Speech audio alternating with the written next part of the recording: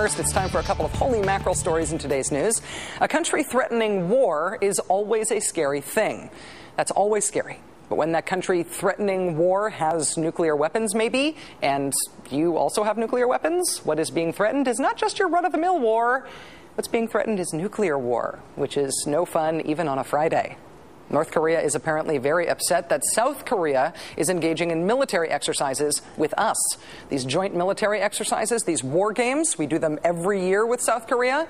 And every year, North Korea's dear leader, Kim Jong-il, gets his big green pants in a bunch over them.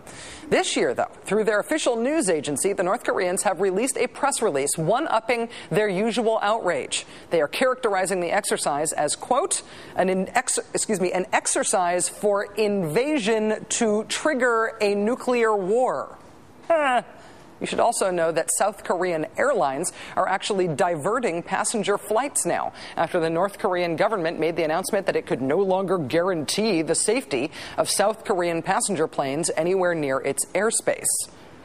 Wow, surly much? But South Korea is not backing down. The joint U.S.-South Korean military exercises are still a go. They have the ridiculous code names Full Eagle and Key Resolve. They start on Monday. They will last 11 days, unless they start a nuclear war, in which case they'll end sooner. Also, as you know, the United States has been holding a man named Ali Al-Mahri in custody on U.S. soil since December 2001. He's the guy who sort of looks like Yanni, with the sad, very pre-war on terror mullet. Mr. Al-Mahri is a native of Qatar. He was living in the United States legally when he was detained on terrorism allegations.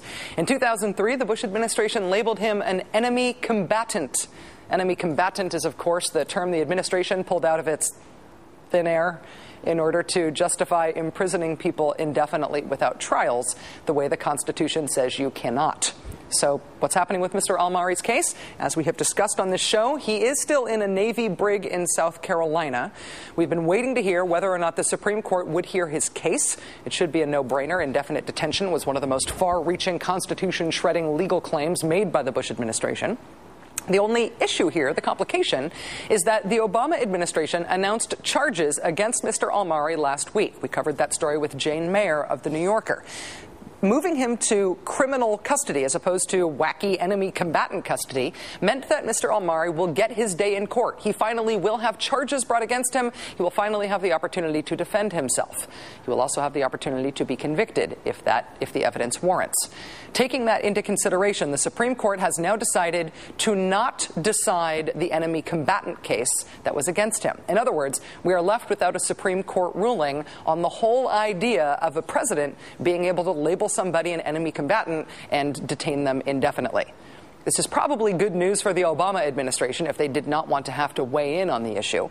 But it is probably bad news for anyone who is hoping that no American president would ever have the right to do this again, even if, like Barack Obama, you think that the president might not want to do that.